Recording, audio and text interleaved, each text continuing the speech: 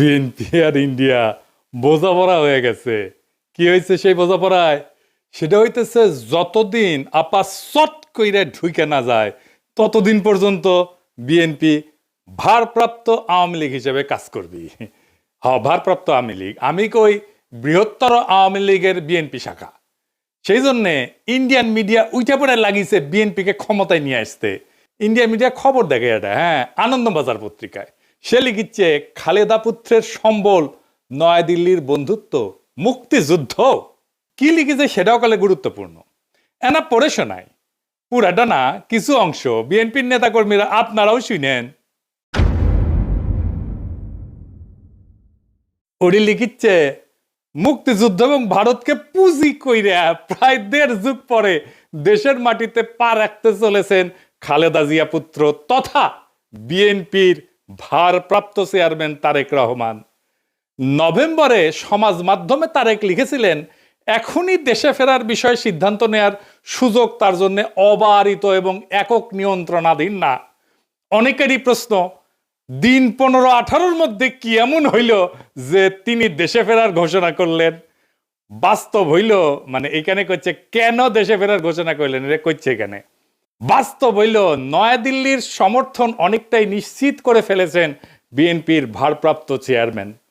বিদেশ মন্ত্রক সূত্রের খবর, বিদেশ মন্ত্রক মানে পররাষ্ট্র মন্ত্রণালয়, মানে ইন্ডিয়ার পররাষ্ট্র মন্ত্রণালয়, এটা কইছে বিএনপি ক্ষমতায় আসলে ভারত বাংলাদেশের মধ্যে যে চুক্তিগুলো আছে তাতে কোনো প্রভাব পড়বে না এবং বাংলাদেশের মাটিকে কোনো ভারত বিরোধী কাজে ব্যবহার করতে দেওয়া হবে না, এই মর্মে প্রতিশ্রুতি পাওয়া গিয়েছে তারেকের কাছ থেকে।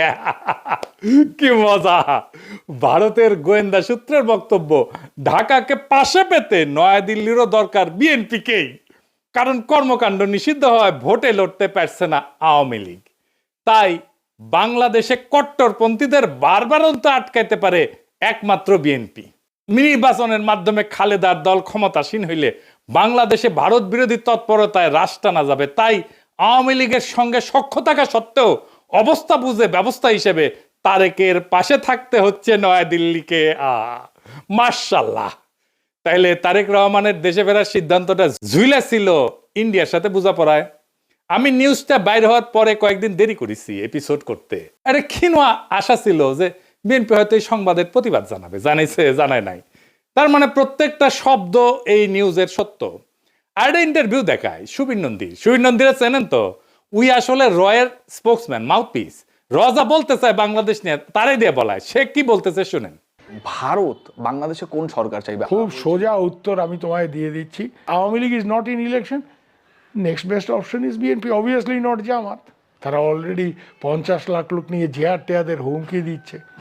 ফলে জামাত অবভিয়াসলি ইন্ডিয়া চাইবে না। অত অনেক কথা, ডিপ্লোম্যাটিক কথা বলে তো লাভ। কানেকশনটা হচ্ছে 71। আমরা একসাথে, আমার সৈন্য এবং মুক্তিযোদ্ধারা রক্ত ঝরিয়েছে, সেই সুবাদে Awami League. This is the historical fact. তো এই জায়গাতে হঠাৎ করে আজকে অন্য কিছু ডায়নামিক্স চলে আসবে, এটা তো আশা করাটাও ভুল। কিন্তু যে গভর্নমেন্ট আসবে তার সাথে ইন্ডিয়াকে তো ডিল করতে হবে। শুনেছেন তো?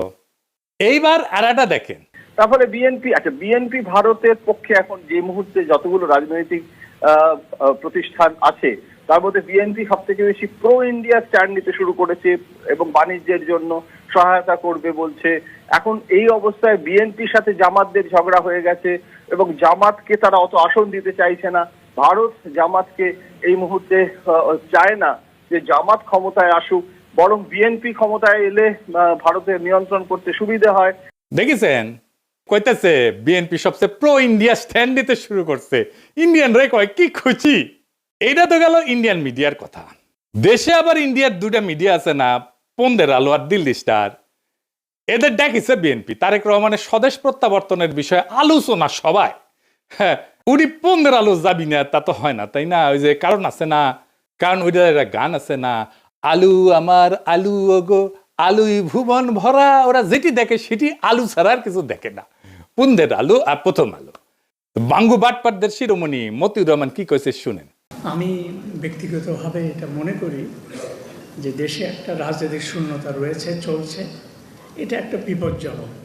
আমি সবসময় ভাবতাম বা এখনও মনে করি যে বিএনপির ভারপ্রাপ্ত চেয়ারম্যানের আরেকটু আগে, বেশ একটু আগে যদি আসতে পারতেন তাহলে এক্ষেত্রে হয়তো বিএনপি এবং দেশের মধ্যে একটা ভালো সুবিধাজনক অবস্থা তৈরি হতে পারত। এই মতিউর রহমান এখন তারেক রহমান